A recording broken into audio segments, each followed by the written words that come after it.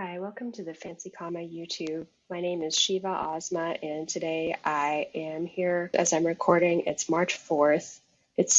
Tomorrow is Super Tuesday, and a lot of states will be voting in their primary elections. There's a number of states.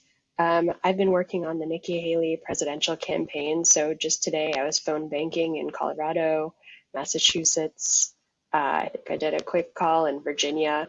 Election years are always totally chaotic from my perspective as someone who's worked in, just as someone that lives in the world, a citizen of the world. And I think one of the reasons that election years are so chaotic is because we face an endless barrage of political ads. I remember in the 2020 elections, it was here in Oklahoma, we had District 5, Oklahoma District 5, and it was Stephanie Bice versus Kendra Horn.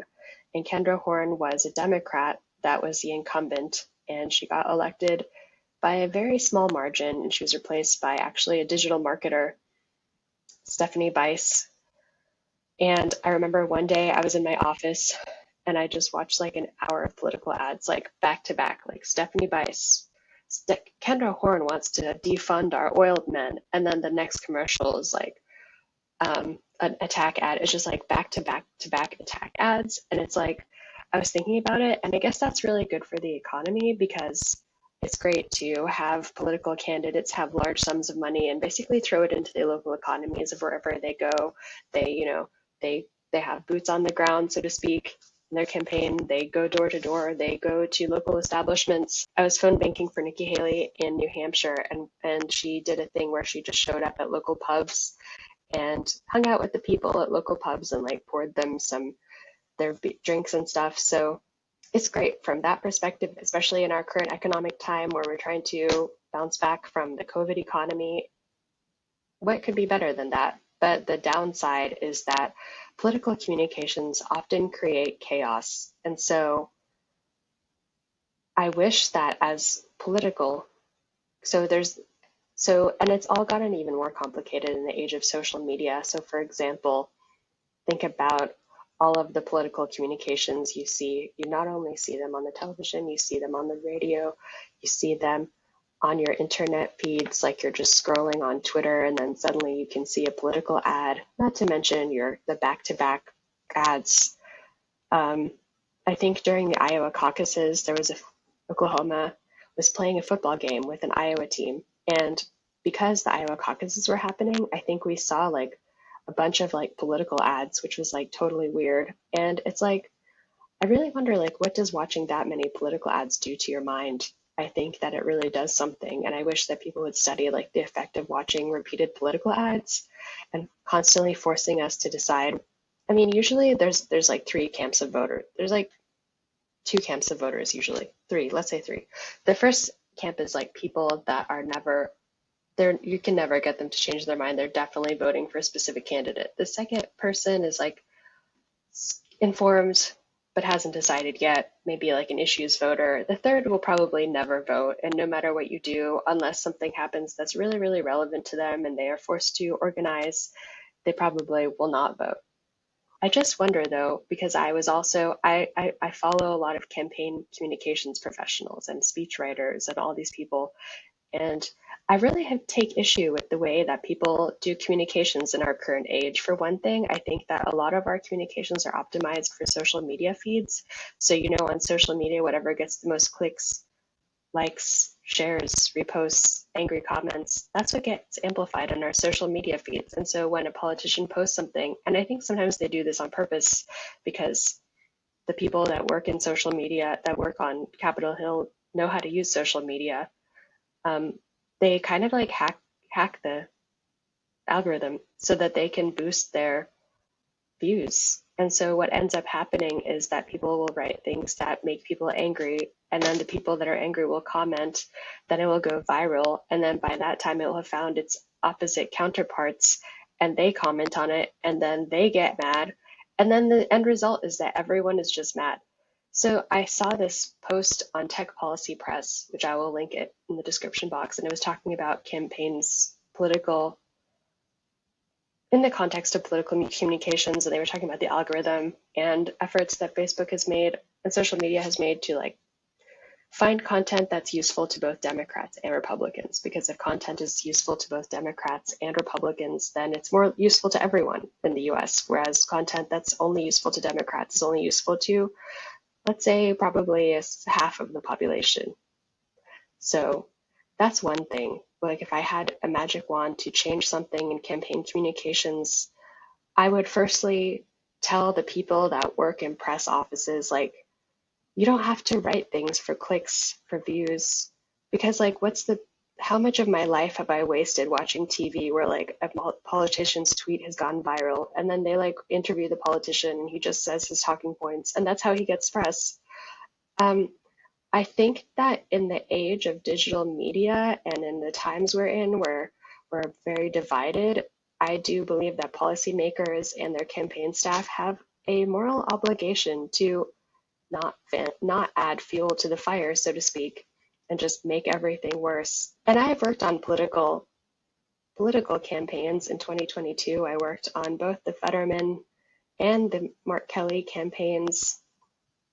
And one thing that I did phone banking and I also did digital, which digital is like writing tweets. I helped write tweets for both of those, come up with messaging ideas. And one thing that we really emphasized, and I think that really worked, was just like focusing on the issues, like bipartisan issues. Like everyone wants to have an affordable rent payment. Everyone wants to have jobs. That's not Democrat or Republican. Yeah, the Fetterman campaign did have a lot of like, oh, Dr. Oz isn't from New Jersey, but it was different kind of vibe than I honestly feel and see that a lot of campaign communications are just built up of their whole campaign is attacking the other candidate. And I don't think that gets you that far. I think that works a lot if your constituents don't like that candidate. But at the end of the day, if you're just like your whole campaign's goal is to cast blame on the other candidate, like what does that do for democracy? It just makes people feel really, really divided. Like you can attack in my mind, in my political communications playbook, you can attack the other candidate on the issues. I just attended a campaign communications talk and it was about campaign ad ethics. And so there are some ways of communication that are unethical. So you can't do those, like, for example, ad hominem attacks on a candidate. I don't think this video is really intended for people that work in Capitol Hill because we're all plugged into the political process. And here in the US, one thing is for sure, we all vote and we all have communications about politics with our friends and family. So I was phone banking in New Hampshire for Nikki Haley because I'm working on the Nikki Haley campaign. And she became the first woman to ever win a Republican primary in the Washington, D.C. primary this weekend. So I feel like I'm really getting somewhere with that. But another thing that Nikki Haley is really calling out is these chaotic narratives of like chaos and just arousing fear and anxiety in our voters to get them to act, which I truly feel is unethical to do that because these people are already so powerful. Like if their whole campaign is just making people anxious and whatever, I don't think that's a sustainable strategy for anything. Like at some point, like you can get people to act based on that, but it's difficult to build trust with the voting base just based on like getting them really scared of the other candidate or making them feel like we're all going to where in a handbasket.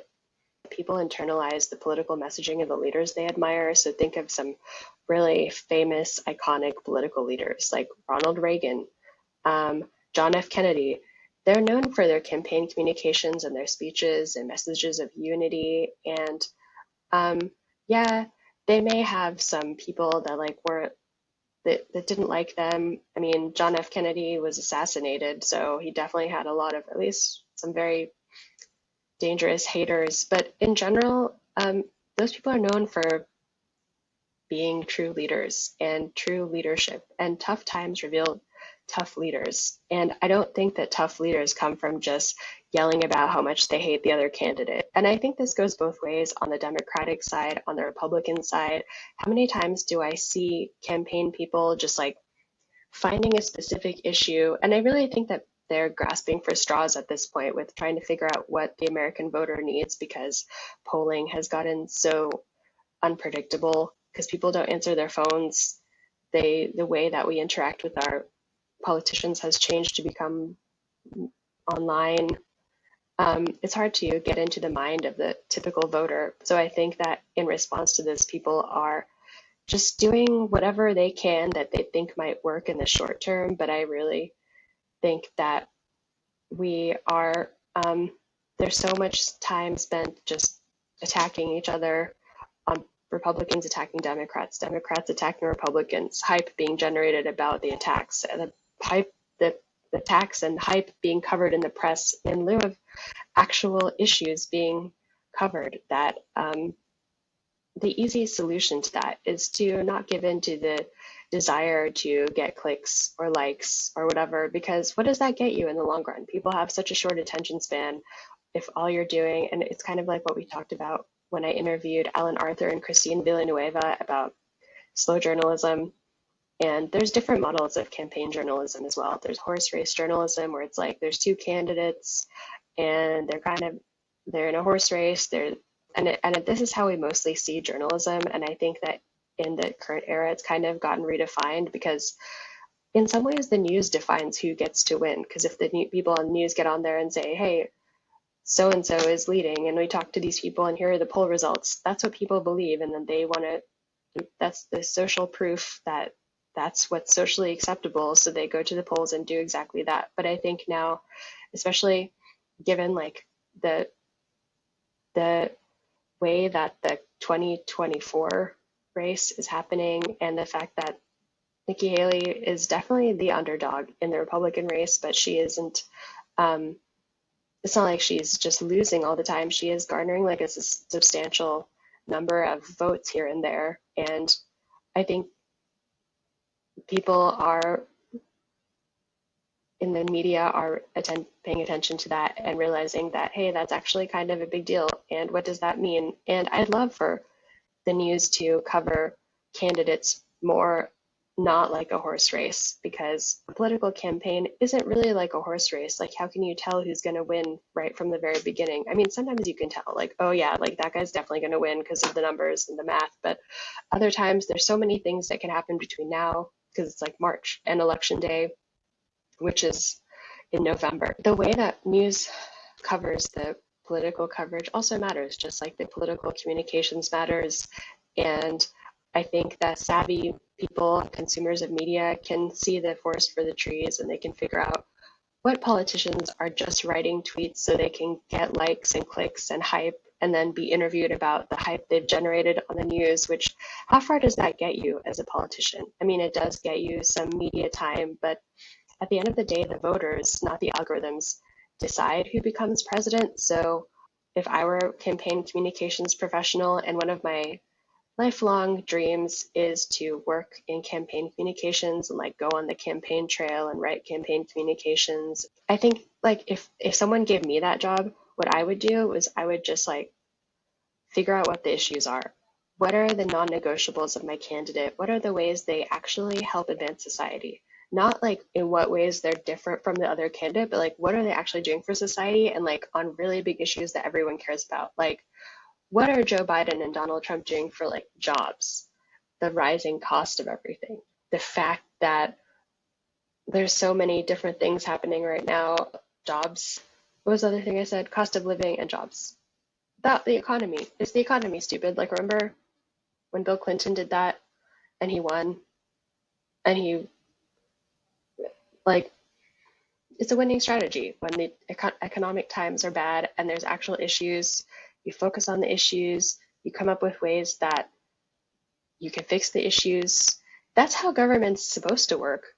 Before, like, if you get rid of all the social media and you get rid of all the flashy campaign communications that people love to write, it should just at the end of the day be about like, what will this person do for Americans? And people that cannot answer that question will not get elected, because the reason is people will elect people that will serve their best interests. I have very rarely met someone in the US where it's you are free to have any political views that you wish to have, where they vote for a candidate that does not support their best interests, and the candidate that can not only talk about the ways they can do that for people and also get people to the polls to do that, not through fear mongering, but through just like transparent, clear, bold communication, are the people that win elections. Have we seen examples of transparent, bold, clear, bipartisan communications in this election? So far, I honestly have not. Like, I think that both Joe Biden and Donald Trump went to the border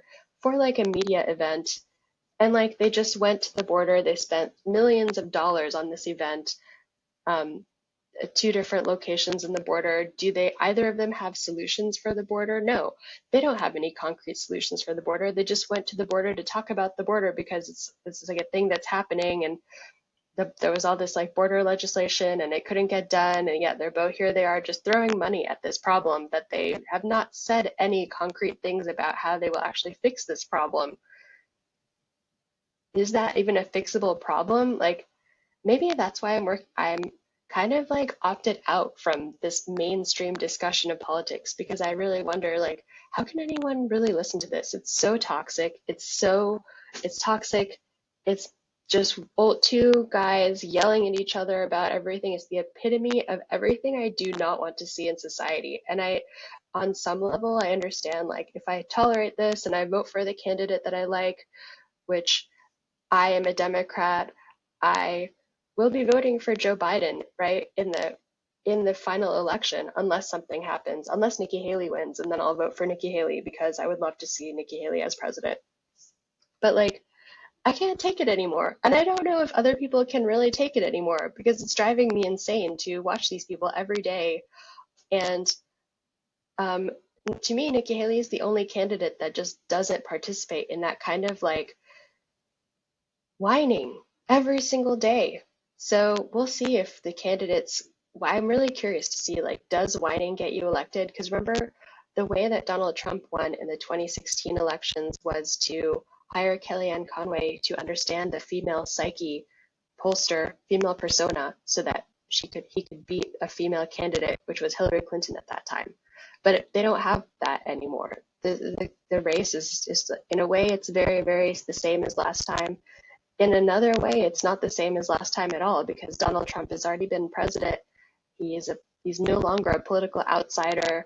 There's all this stuff. Both candidates have so much baggage and congressional and like legal investigations. And I wonder, like, will we be able to elect a president and like help make our democracy better and improve our society, just like wading through this like maze of just political hype, attack ads, spin, investigations? Like, um, I really, I really do have faith in the American voter to be able to make good decisions about where the direction of our country is going, or the direction of our country. But I think that both campaigns, if they truly want to win, they will have to realize that it's not just about creating flashy messages that get retweets. It's about thinking about and introspecting on the values of voters and their own values, like literally thinking about their own values and how their values are going to help them lead. Because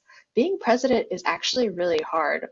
It involves being a leader and basically like leading people on the fly every day for 4 years.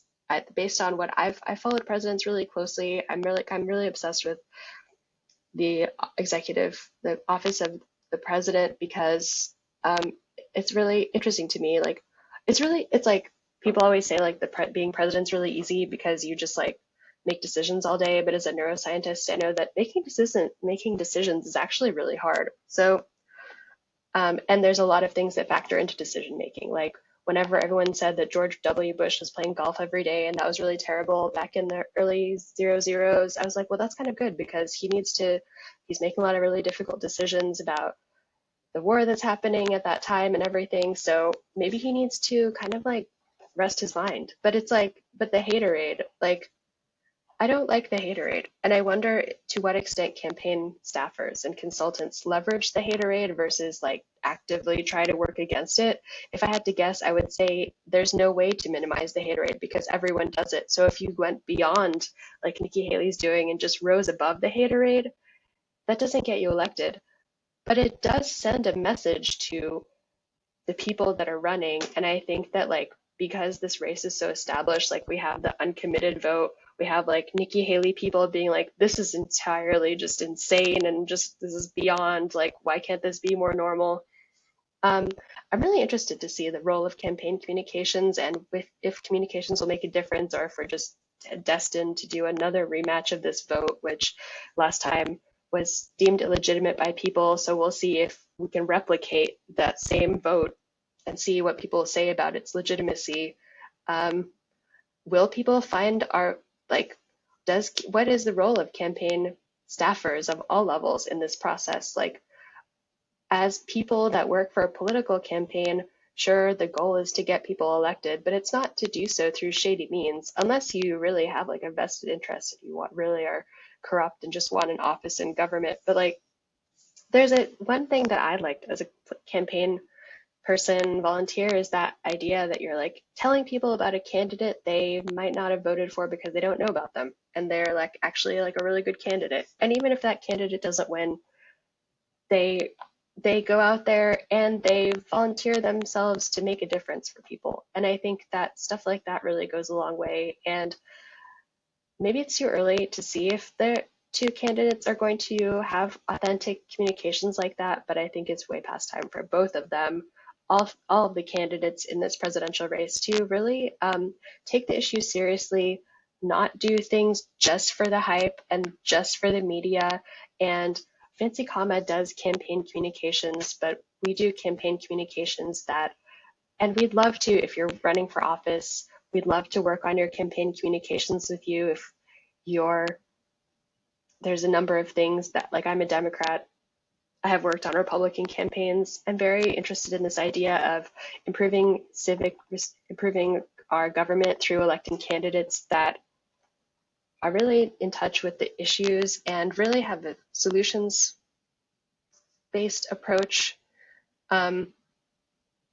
So we'll see what happens between now and November. There's a number of issues that are on voters' minds. Obviously, the border is a huge deal.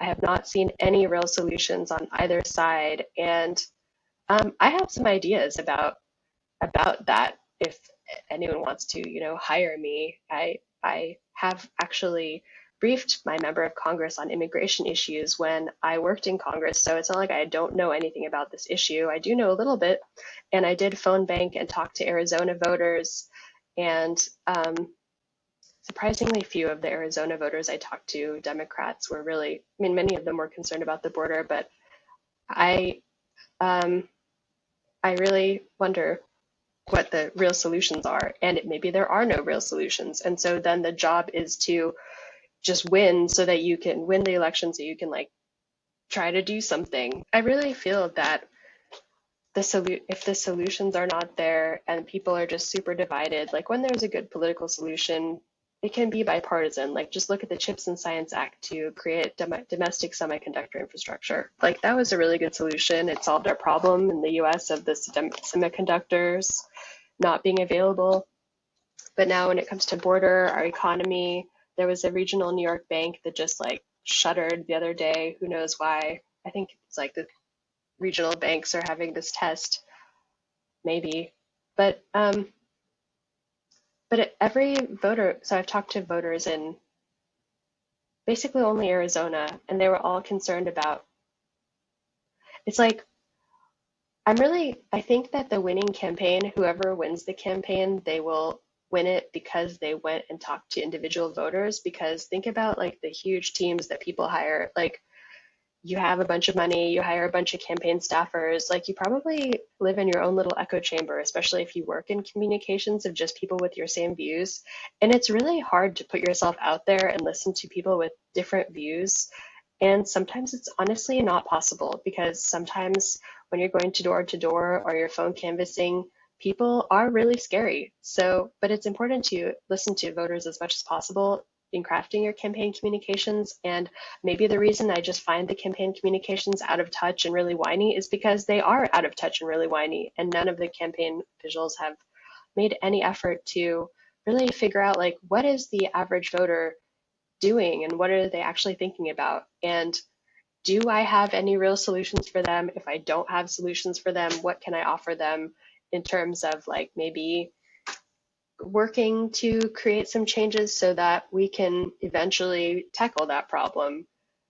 So um, the elections, 2024 elections, are such a huge jumble in my mind. They're just a maze of terrible communications, maybe improving communications that are started out kind of maybe not very coordinated, but I think that the the the people that win campaigns listen to the voters and create messages that really resonate with them. So we'll see if that happens. And I don't think that's really happened yet for me for either candidate, either major candidate. I think Nikki Haley has done because I work on Nikki Haley's campaign, I can say that I am really proud of the work that Nikki Haley has done to kind of like break out of that narrative and this idea that like we can only choose one of these two people, and we already had this election and half the people that voted in the election just like voted for the other person, and now we're headed towards the exact same thing. And I'm curious to know what your thoughts are on this. Like, are you sold on a particular candidate? Is it just that the issues that you care about have already been addressed? You're happy with the track record of the candidate that you voted for? Or are you like me and you're ready for a new national narrative about the role of politicians in society? I think that on one level, we hold politicians to an extremely high standard that we don't hold everyday people to. And I think that the amount of abuse that politicians face on a daily basis just for being themselves is terrible. But I do think that some of it is from the culture, the political culture we have, which is just like um, very adversarial. And I think it's like really bad for democracy to have that. Um, but a lot of people, some people say that like democracy is self-correcting, and like the founding fathers like knew what they were doing when they wrote the Constitution. So we're just in a test of democracy and we'll see what happens. And I'm inclined to believe them because I feel like that makes sense. But it can be very hard to watch everyone just like doing things that I necessarily would not do. But isn't that just life? Just watching people do things you would necessarily not do. So if you like this video, please share it. I would love to know your thoughts. I think it's past time that we started talking about the way that political officials engage with the people that they serve, and help make the discussion more civil for everyone involved, because we really have to stop scapegoating our leaders. There's just a number of reasons we should just like be nicer to all of us, need to be nicer to we all need to be nicer to each other. We need to recognize that we have a lot more in common than we have differences. I personally am very tired of the 2024 election narratives already, and it's not even November, so I'm not sure what that means. Maybe it's because I'm a moderate voter, but we'll see if the narratives change, because I really feel like both campaigns should consider, all campaigns running for president, consider hiring me. I'm a seasoned political communications professional. I've worked on political campaigns since high school. I grew up Democrat in a deeply red state.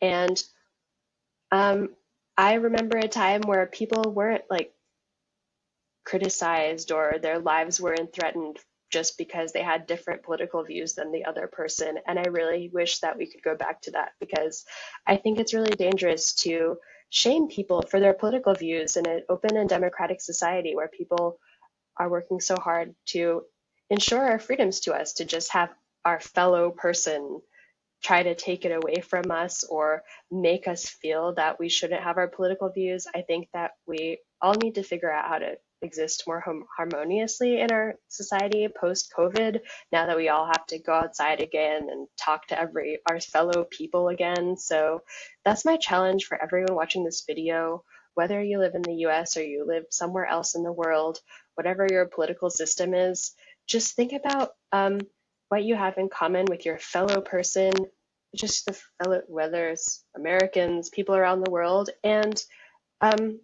see if you can help make other people's lives better. John F. Kennedy was really famous for saying, ask not what you can do for your country, ask not what your country can do for you. Ask what you can do for your country. And sure, I'm a Democrat that has lived in Massachusetts and idolizes JFK so much, but I feel like those words are truly should resonate with everyone because at the end of the day, like we're the people that run our government. There are many people making sacrifices for us. And yes, that includes our presidents, even if we don't like the president that we elected. That's not to say they're giving up their whole life for 4 years just to like run the whole country. So maybe we can all just be a little bit less tough on ourselves and each other. So thanks for watching my video. Um, I hope you enjoyed this video. I'd love to know your thoughts on political engagement in this era that we're currently living in. It's definitely really interesting to say the least. So I will definitely be watching the communications and narratives closely in the 2024 election. And I invite you to join me and do a media critique of how you think the candidates are doing. Are they addressing your messages?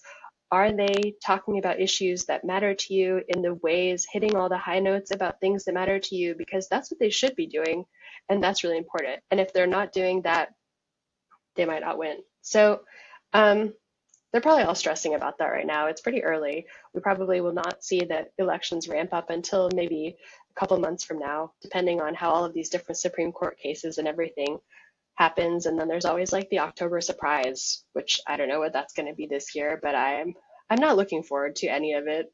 Honestly, I'm just going to try to um, keep my mental energies out of the presidential political communications campaign space. And I am planning to work on a couple of campaigns here and there. I hope to phone bank for Ruben Gallego, who's a progressive Marine veteran running to replace Kirsten Sinema in Arizona, since I already spent 6 months phone banking in English and Spanish for Senator Mark Kelly. And I hope he can break out of those kind of like often sexist narratives, like bashing women candidates. I'm really tired of those, especially now that I'm working on the Nikki Haley campaign and Donald Trump. Both Donald Trump and Joe Biden are kind of just, discounting Nikki Haley. And I find that incredibly sexist because there's actually a lot of people out there that know that we can do better as a nation.